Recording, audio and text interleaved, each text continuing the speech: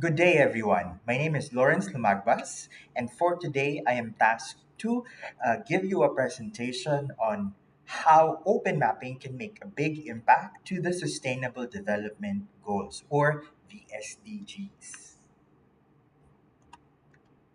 So, to give you a outline of how my presentation will be, I'll start with an introduction, then talk about the benefits of using or leveraging open mapping for the SDGs, and as well as SDG project ideas relevant to open mapping that you guys can implement.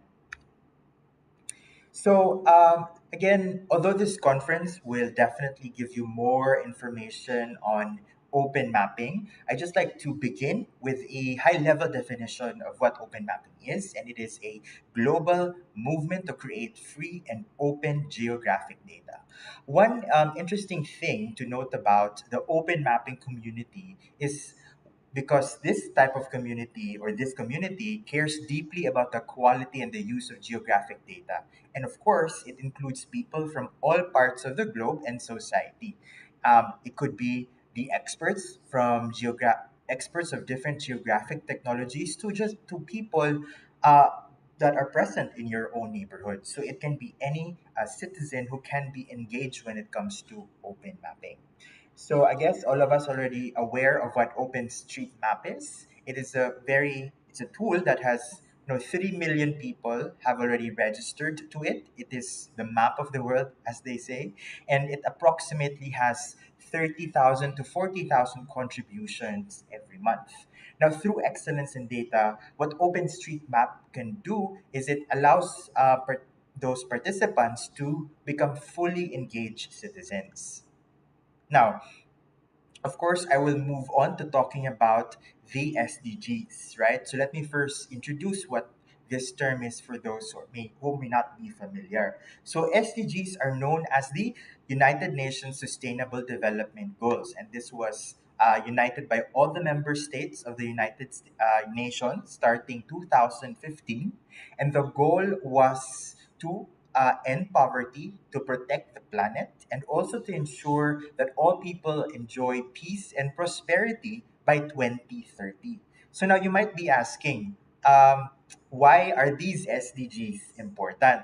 So, first, SDGs are essential for social mobilization. Right now, the world would need to be oriented in one direction to fight poverty and to help sustainable development. And we have these 17 goals to really help direct everybody to the right direction. Next one, SDGs are important because they help individuals, organizations, and governments worldwide, again, to focus on what really matters for our future. So that's the first reason why SDGs are important. Next one, SDGs also create pressure, right? So if you guys aren't aware, before the SDGs, there were first the MDGs or the Millennium Development Goals. And the target end date for the Millennium Development Goals was back in 2015. So now it was refreshed and it was and sort of it had the version 2.0 through the Sustainable Development Goals. Now, when the SDGs were created, it now helps create peer pressure. Now, political leaders and statesmen are now being publicly and as well as privately questioned on what are their steps when it comes to ending extreme poverty or all the other development issues. How do they address all those development issues? Third importance of SDGs is that they help mobilize stakeholder networks. No, so different stakeholders such as community leaders, the politicians, the government ministries, the scientific community, the NGOs, international organizations, donors and foundations, and the business sector are all motivated to come together to address or to accomplish a common purpose, no? And so those are the reasons why the SDGs are very important, right?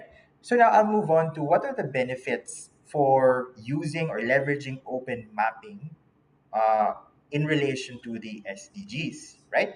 So, crowdsourced geospatial data, particularly OpenStreetMap, is helping fill data gaps at the micro level, as well as providing insight into SDG progress on a more real-time basis than is possible through annual or biannual surveys and periodic censuses. So the problem right now with trying to gather what SDG data or what's the status when it comes to this particular target is that the collection of data can happen in a very slow pace. No, it can happen just through annual or biannual surveys, and therefore it can be a bottleneck when it comes to our politicians or maybe development practitioners on how to better address uh, development issues in certain areas. So this is where open mapping can really create a big impact when it comes to helping us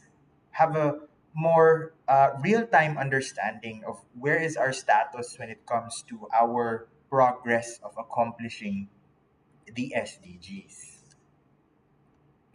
So another important thing to point out is that again there are existing a lot of existing data gaps. No, over 70% of the world is not yet currently mapped in any open accessible data source with any meaningful level of detail. Furthermore, vulnerable at-risk communities around the world are not in the map, so either literally or figuratively, and are most often overlooked. So again, if you um, go back to the goal of the SDGs, it's to also end poverty and also really help those who are most vulnerable. And unfortunately, even our map are not able to collect or capture data about them or around them. And hence, this is where open mapping can again help us address these issues. So let's talk about the benefits. Again, with SDGs, if we are able to again really maximize the usage of open mapping when it comes to the SDGs, it will help decision makers and communities have more accurate data and, of course, ensure that no one is left behind as we pursue the SDGs. It will fill in the data gaps that are required to measure our progress towards SDG indicators. Another important benefit is that it develops a clear picture of where are the vulnerabilities, in our country or in certain provinces. At the same time, it helps decision makers gauge the coverage, the risks at the ultra local level. So sometimes when we have these surveys, annual surveys or census publications, it does reveal some information, let's say on a city level, province level, but sometimes we want to really understand at the ultra local level, maybe at even the barangay level, what's happening when it comes to, let's say, poverty, when it comes to gender gaps, when it comes to financial inclusion, when it comes to the forest cover, etc. Now, another benefit is monitoring SDGs can also again happen continuously instead of having to just wait for survey results alone. So, if you guys again the remember the target date for accomplishing the SDGs is 2030. Yes, that's 10 years now, but as much as possible, if we can't really just wait for the survey results to and let that impede us from taking action immediately. Now, of course, it also allows users to constantly make edits. So again, that's another beauty about using open mapping is we can update it on a regular basis. So again, our understanding of the status of these SDG goals are also real time in nature.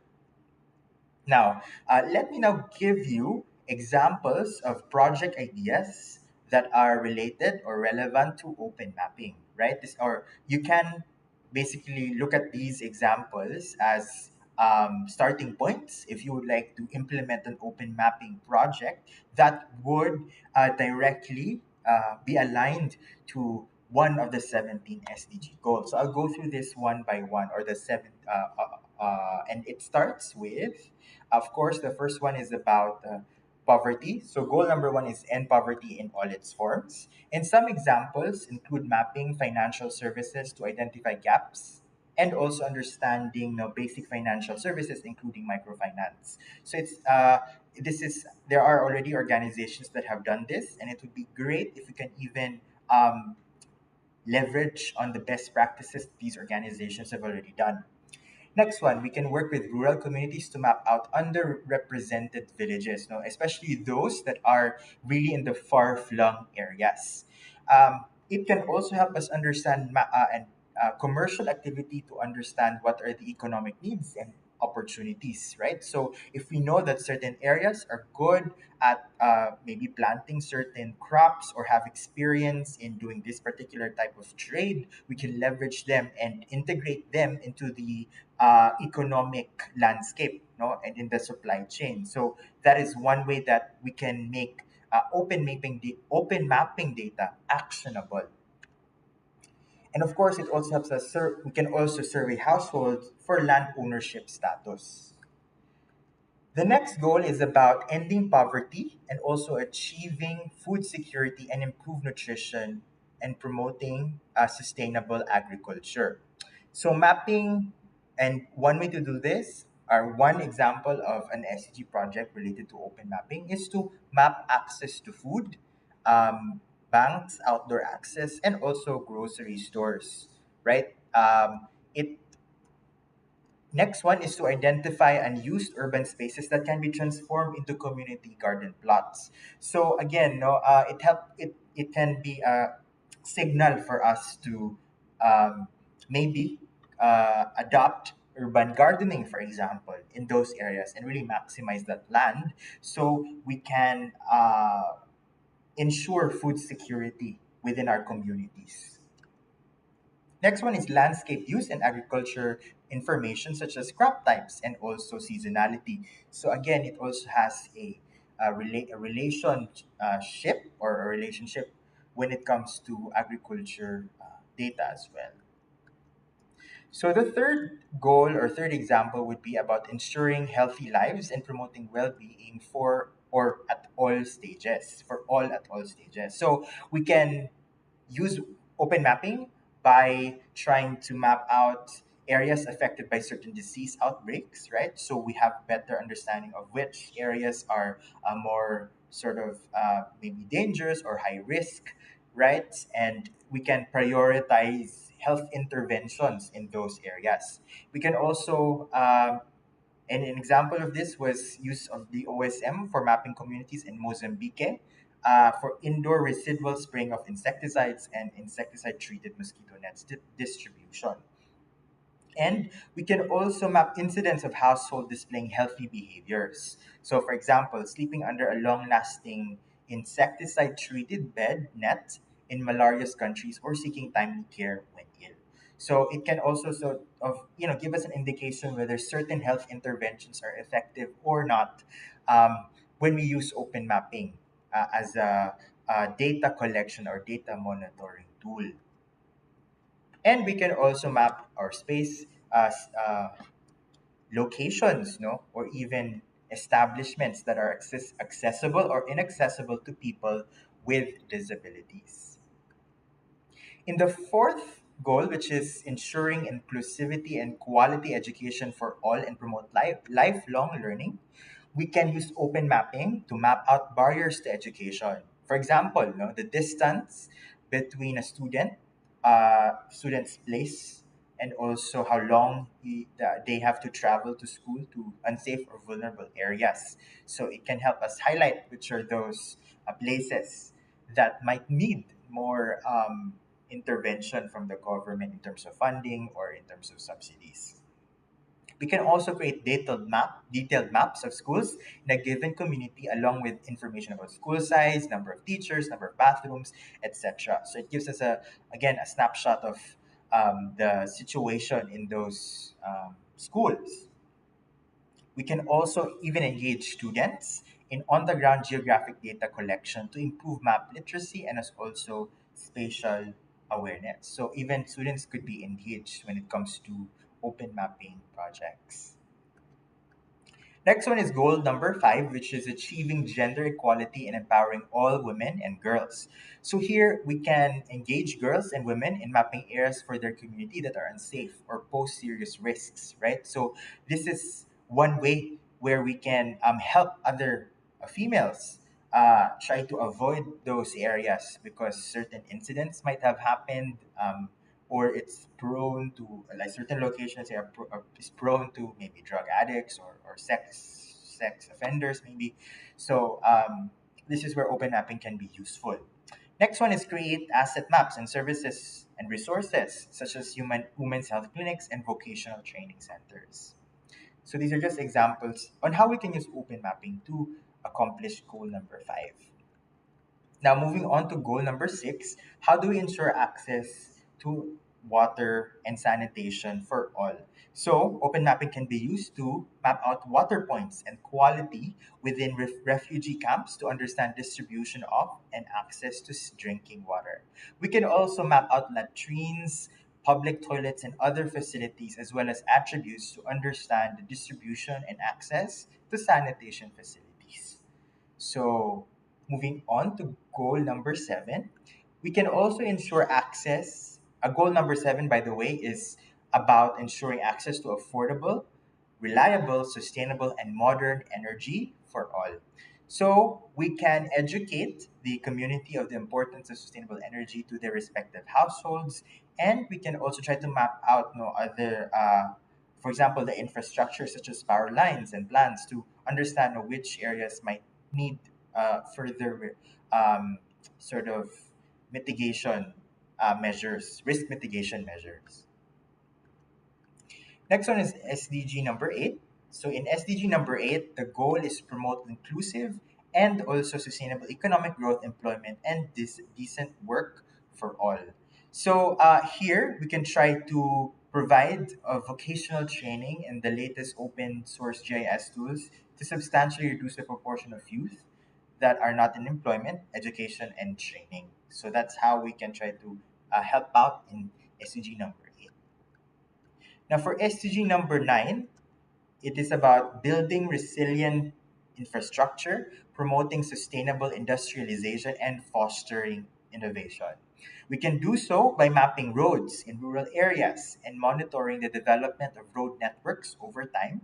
It allows us to have better estimates of the percentage of population with nearby roads that are accessible year round, right? Now, in goal number 10, which is reducing inequality within and among countries, we can try to map out communities at the micro level to ensure that the poorest are counted and the population data is released publicly. No, it helps us now create policies that are more allow us would allow our society to be more equal. Next one is mapping economic condition of each community as well at the micro level to determine what kind of help or action is deemed appropriate for these communities, no, especially those uh, that are in need. In terms of number 11, which is making goal number 11, which is making sustainability so cities inclusive, safe, resilient, and sustainable, we can map out the number of households, housing conditions, and access to basic services, right? In slums and informal settlements. It will help inform government decision makers and also advocate for more improved service delivery. For goal number 12, which is ensuring sustainable consumption and production patterns, we can try to map out solid waste sites, both formal and informal, to understand how waste is being produced and how waste also flows. We can map out recycling centers and as well as the green businesses to allow the public to be more aware on how they can be involved when it comes to disposing their trash, and also analyzing proximity of waste sites to water points, waterways, to prioritize waste management efforts. Number 13 is about taking urgent action to combat climate change and its impact. So, how can we use open mapping? We can map evacuation centers, health clinics, schools, and other important infrastructure. We can also map out roads and buildings for disaster responders to understand where to go and how to reach those in need.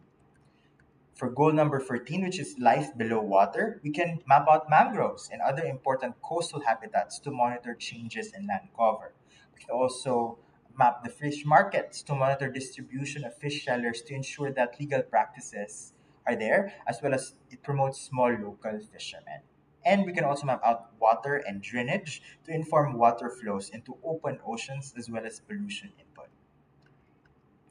Goal number 15, which is life on land, right? We can map out wetlands and also coastlines to understand erosion and impacts of climate change. And of course, we can map out land use areas to understand what is the change and what is the development over time. So SDG number 6, which is about promoting just, peaceful, and inclusive societies, we can use open mapping as a platform to bring together refugees and host communities and bridge religious and ethnic gaps. And we can also use open mapping to map out communication facilities to monitor the protection of free speech, now, especially, for example, radio stations or newspaper outlets or media outlets as well. And lastly is the 17th goal, which is revitalizing the global partnership for sustainable development. And we can do many projects all related to open mapping here. For example, more geared towards active collaboration and engaging diverse experts across disciplines, countries, and industries, and also adopting and expanding on existing open standards. So that ends my short presentation on how we can leverage open mapping and how open mapping can make a big impact to the sustainable development goals. I hope you are able to, I hope you are no more aware of what these 17 goals are and how open mapping is, or how open mapping can, be utilized in the accomplishment of these goals. And now I would like to end with a quote from Marina Ponti, who is the director of the UN SDG Action Campaign. She said, "We will mobilize that this is the decade of action, and we will mobilize everyone everywhere to take action individually and collectively, locally and globally. Everybody has a contribution to make, and it is our commitment to inspire others and start the global butterfly effect of SDG action." Once again, my name is Lawrence Lumagbas, and thank you very much, and I hope you learned something from my presentation.